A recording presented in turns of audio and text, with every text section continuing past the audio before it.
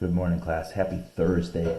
Our Christ-Light lesson today to get us started off on the right foot is Jesus walks on water. It comes from three different places and three different Gospels: Matthew, Mark, and John. Remember what happened just before today's lesson. Jesus and his disciples had tried to escape from all the people they were preaching to and go to a secluded area across the Sea of Galilee. The people could see where he was going. They kept running around the lake to the other side, and when they got there, they met him. Jesus, of course, who had compassion on them, decided he would spend the whole day, exhausted as he was, as much as he needed to break, preaching and teaching and healing the sick. And at the end of the day, he tested the disciples' faith by telling them to give them something to eat. Even though Jesus knew exactly what he was going to do, he fed the 5,000. As the people decided that they wanted to make him their earthly king, Jesus dismissed the crowd, and he sent his disciples back across the Sea of Galilee. Which again, like we talked about yesterday, was a little bit strange. How was Jesus going to catch up with his disciples? Nonetheless, the disciples started rowing across the lake. Well, the storm came up, and it seemed like the disciples were getting nowhere fast. The waves were pushing them back as they rowed forward, pushing them back as they rowed forward. And then in the middle of the night, here comes our lesson. After Jesus had fed the crowd of more than 5,000 people, he told the disciples, "Get into your boat and go back to the other side of the Sea of Galilee." Then he sent the crowd away and went off to himself to pray. As the disciples were crossing the sea, a strong storm came up. The wind blew hard and the water became rough. Big waves rocked the boat back and forth. The disciples rowed as hard as they could, but they couldn't make the boat go forward. The powerful wind was blowing against them. Hour after hour went by, and in spite of their hard work, their boat stayed in the middle of the sea. At about 4 o'clock in the morning, the disciples saw someone coming towards them, walking right on top of the water. They knew no human being could do that. "It's a ghost!" they screamed in terror. Then they heard the voice of Jesus say, "Don't be afraid. Everything is all right. It is I." Peter called out to Jesus, "Lord, if it's really you, tell me to come to you walking on the water." What a bold statement Peter made. "Come," Jesus said. So Peter went out of the boat and started walking on the water towards Jesus. The wind tossed at his hair and the spray soaked his clothes, but all went well as long as he looked to the Lord. And that's what we had talked about yesterday. Keep your eyes on Jesus. Don't let the stuff of this world scare you off. But then, when he looked around and saw the high waves and how fierce the wind was blowing, he became afraid and he started to sink. He cried out, "Lord, save me." Immediately, Jesus reached out his hand and pulled Peter up. "Your faith is so weak," he said. "Why did you doubt me?"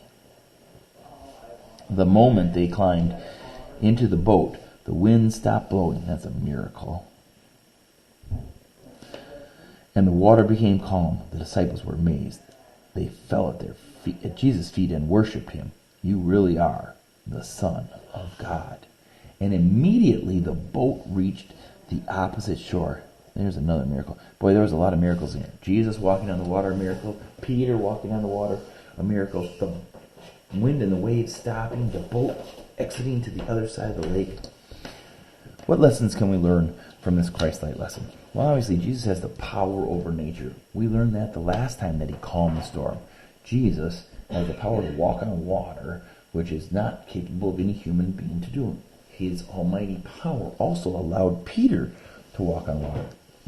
The last thing that we learned is that, boy, oh boy, Jesus knows how strong or weak our faith is. He told Peter, "Your faith is so weak, why did you doubt?" And that's a good reminder for me. Don't doubt Jesus. Don't doubt Jesus' promise. Jesus had said to Peter, come on. And Peter did. And then as soon as he stopped thinking about Jesus and thinking about the things of this world, well, that's when he got himself into trouble. So many times when there's a rough time in my life, I start to think about, how am I going to fix this? How should I do it? What can I do? Do I need to? And I forget about praying. Dear Father in heaven, please help me. Give me the wisdom to get through these tough times. Okay, why don't you flip your Christ-Light sheet over, and you can pray the prayer with me on the back side. Dear Jesus, you have shown us that you have power over all things. When we feel afraid, remind us that we are always in your loving care. Amen. You can keep your sheets out. When you're finished, put them back in your binder so that you have a complete set of the lessons. Today's assignment is worksheet page 86. If you look on the bottom, it's 86. It should be in your folders. You can go ahead and put your name on the top. This one's pretty exciting. Some of these statements are true, some of them are false. Listen, it says circle the bold-faced word in each true statement. Write the circled word on the correct lines in the diagram. So here's number 1, and you got the choice between Jesus and disciples. It says the disciples rowed to shore when the storm started. Jesus walked the disciples on water. No, the disciples never got to shore, so that one's out.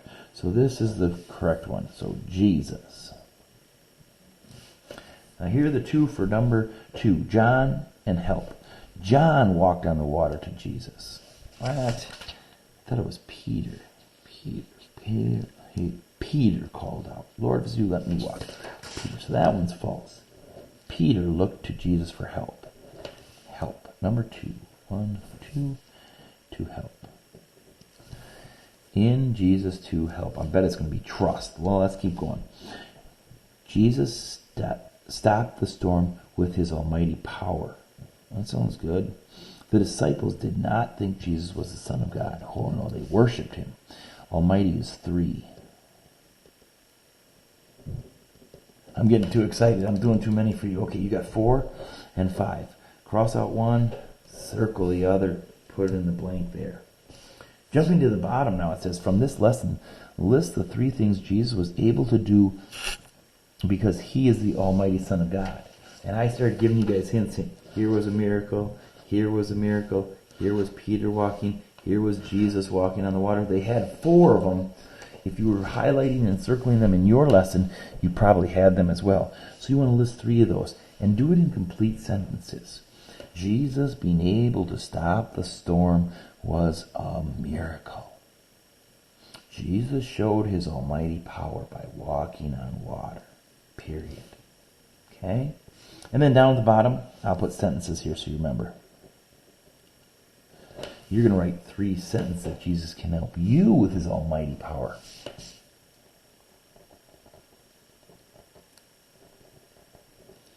So I'm actually making this video over the weekend when it's snowing outside, and I was out and about and I got home safe. Jesus help me drive home safely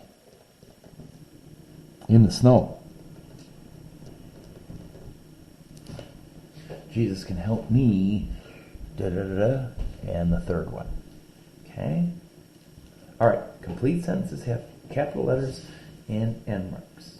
When you're done, this assignment will go back into your Thursday folder, and then this Christ-like sheet will go back into your binder. God bless your day.